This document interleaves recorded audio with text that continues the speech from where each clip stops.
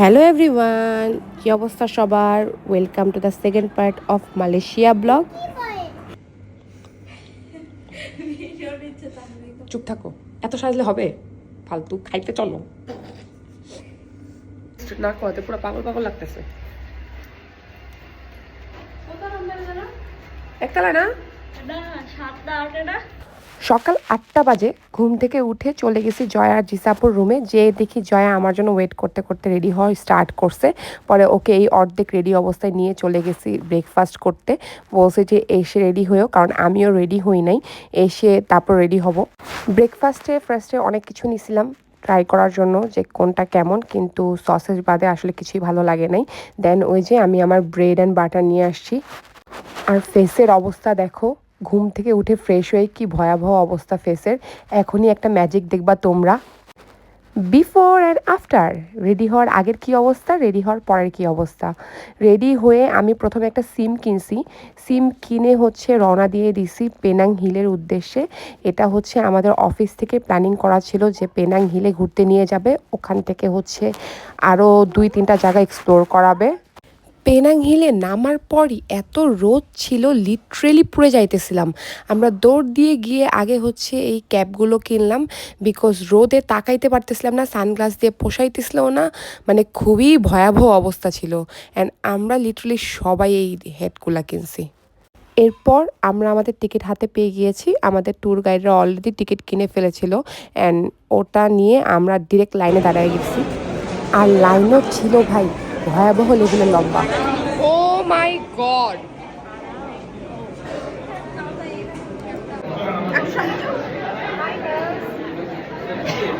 পিছনে ব্রোটা দেখা যাচ্ছে না, ব্রোটা কিন্তু হাই জয়া। লিটারেলি 7 সমুদ্র 13 লাইন পার করে আমরা অ্যাট লাস্ট ওই রেলওয়ের সামনে যাইতে পারছি। অ্যান্ড দেন আমরা ওখানে উঠে বসছি। এটা দিয়েই উপরে ওঠা লাগে। অলমোস্ট 1000 মিটারের মতো ছিল এটার উচ্চতা, পেনাং হিলের উচ্চতা আর কি। অ্যান্ড রাউন্ড টিকিট মেবি আমাদের 30 RM পড়ছিল। অ্যান্ড 30কে 29 দিয়ে গুণ করলে যা হয় ওইটাই বাংলাদেশি টাকা। অলমোস্ট এই যে 870 টাকার মতো এরকম আসে আর কি বাংলাদেশি টাকা। তো এটা আমাদের অফিসই প্রোভাইড করছিল আমাদের জন্য। অ্যান্ড উঠতে উঠতে ভাই সিনারিওগুলো দেখতেছিলাম, এত জোস। যদিও আমার প্রচণ্ড রকমের হাইট ফোবিয়া, আমি যখন রেলওয়েতে উঠে বসছিলাম আমি কিছু তাকাই নাই, কিছু দেখি নাই। সব ক্লিপগুলো হচ্ছে আমার কলিগদের দিয়ে নিছি, বিকজ আমি দেখতে পারি নাই। একটু একটু চোখ উঠায় দেখতেছিলাম আর ভয় পাইতেছিলাম। রেলওয়ে দিয়ে নামার পর আরও উপরে উঠা যায়, আমরা ওখানেই যাচ্ছিলাম। এই জিসাপুটা না, উফ, আমাদের জিসাপু একটু পরপর গায়েব হয়ে যায়, কই যে যায় এই মেয়েটা জানি না। এখানে একটা মন্দির ছিল, অ্যান্ড তারও উপরে হচ্ছে এই যে এটা হচ্ছে মসজিদ। মসজিদ হচ্ছে বুকেট ব্যান্ড্রা, মেবি মসজিদটার নাম ছিল। নিয়ে আপনাকে এই এটা তো সুন্দর।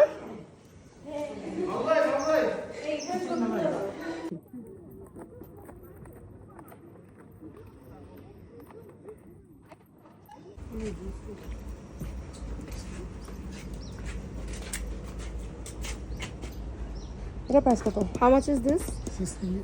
6. এটা দেবো। Hello.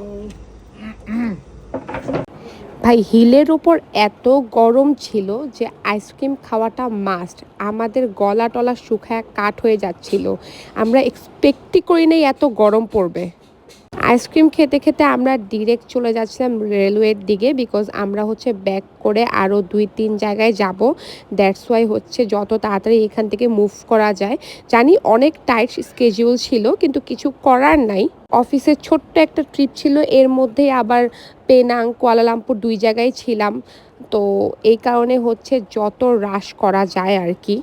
অ্যান্ড তোমরা ভিউটা দেখো কত জোস। এই বাবল টিটাও হচ্ছে ট্রাই করছি, সুমাইয়া নিছিল, বেশ মজা ছিল। এরপর আমাদেরকে ডিরেক্ট নিয়ে গেছে কেএফসিতে লাঞ্চের জন্য। ওরা হচ্ছে আগেই অর্ডার দিয়ে রাখছিল অ্যান্ড আমাদের জন্য সব কিছু রেডি করা ছিল। আমরা জাস্ট আমাদের পোর্শন নিয়ে চলে আসছি ব্যাকইয়ার্ডে। ওখানে বসেই হচ্ছে খাওয়া লাগছে, কারণ ভিতরে আসলে জায়গা পাই নাই। ভাই এমন টাইট স্কেজিউল সব কিছু, মানে কোনো কিছু কইরা দম নেওয়ার সময় নাই, খায়া ফ্রেশ হইতে পারি নাই, দৌড় মারছি লিটারেলি, কারণ বাতাস আছে আমাদের জন্য। আমি লিটারেলি হাঁপাইতেছিলাম আর দৌড় দিতেছিলাম, এই জন্য শ্বাস ওরকম ফুলে গেছিলো। এরপর আমরা চলে গেছি আপসাইড ডাউন মিউজিয়ামে। এটা তো ঢাকাতেও মেবি আছে, ঢাকাটা যদিও আমার যাওয়া হয় নাই। House your feelings? এরকম আমাদের টিম থেকে আলাদা হয়ে নীলুফার আপু ফার্স্টে অন্য টিমে ছিল, দেন ওরাই হচ্ছে চেঞ্জ করে আমাদের টিমে ওকে দিয়ে দিছে। একা অন্য টিমে মেয়ে থেকে কি করবে। দেন আমরা এখানে হচ্ছে বসে ওয়েট করতেছিলাম আমাদের সিরিয়াল নাম্বারের জন্য। অ্যান্ড দেখলাম সবাই এখানে নোট লিখে রাখে, একজন লিখছে ফ্রি প্যালেস্টাইন, এটা দেখে খুবই ভালো লাগছে। অ্যান্ড দেন হচ্ছে আমরা ভিতরে এন্ট্রি নিচ্ছিলাম অ্যান্ড এক এক জায়গায় ওরা হচ্ছে ছবি তুলে দিচ্ছিল আমাদের। এটা জাস্ট একটা অপটিক্যাল ইলিউশন, আর কিছুই না। ওদের কাছে হচ্ছে আমি আমার ফোন দিয়ে দিয়েছিলাম অ্যান্ড একটা প্লেসে হচ্ছে ওরা আমাদের পিকচার তুলে দিচ্ছিল। অ্যান্ড দেন এই পিকচার তোলার শেষে আমরা হচ্ছে আবার বের হয়ে গেছি। এখানে অলমোস্ট 1-1.5 ঘন্টা সময় লাগছে পুরো মিউজিয়ামে ছবি তুলতে। এটার কাজই হচ্ছে যাব, ছবি তুলবো, শেষ। এরপর আমরা আমাদের নেক্সট ডেস্টিনেশনে রওনা দিয়ে দিছি।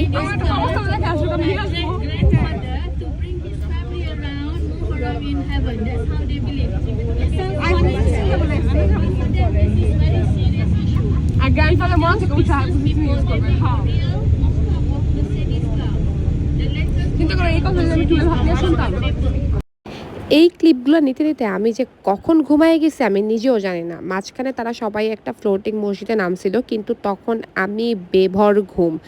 আমাকে একটু ডাক দিয়েছিল আমার কলিগরা, বাট আমি হচ্ছে বলছি আমি ঘুমাবো। আর এমন ঘুম দিছি, ওনারা যে 1-1.5 ঘন্টা পর হচ্ছে আসছে ওইখান থেকে, তখন আমার তাল নাই। আমার সাথে জয়াও ঘুম, ও নামে নাই। এরপর হচ্ছে আমাদেরকে নিয়ে গেছে একটা বিচের সাইডে, নামটা ভুলে গেছি, এক্স্যাক্ট মনে আসতেছে না, মেবি বাতু ফ্রিঞ্জি টাইপের কিছু একটা নাম ছিল বিচের। ভাই কি করছি আমি ঠিকমতো নামও বলতে পারতেছি না।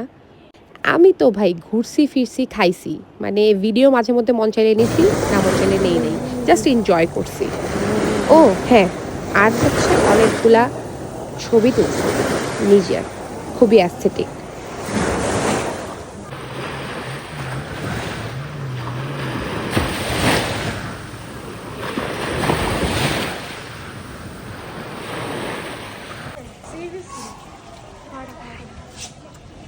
জিসাপু কমফোর্ট হয়ে গেছে ভিডিও, দেখছো? ভিডিও খোলার আগে এখন তাই দেয়, হ্যালো দেয়।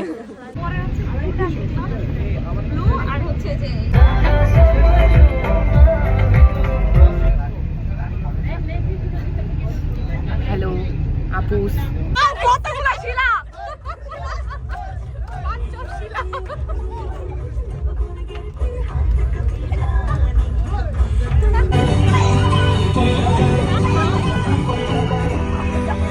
এগুলো এডিটিং করা যায় না।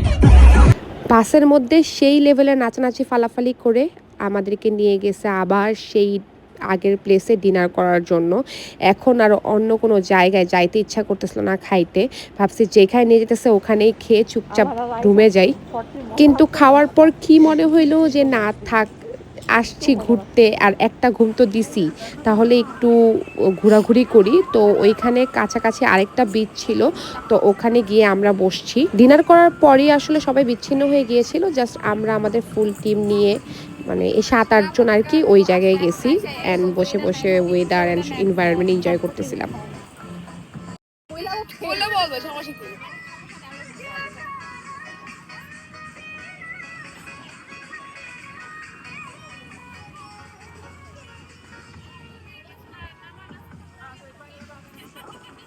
হিন্দি গান এনজয় করতে করতে যখন ভিডিও খুলি, নিজের চেহারা নিজে দেখে একটু চমকায় গেছিলাম।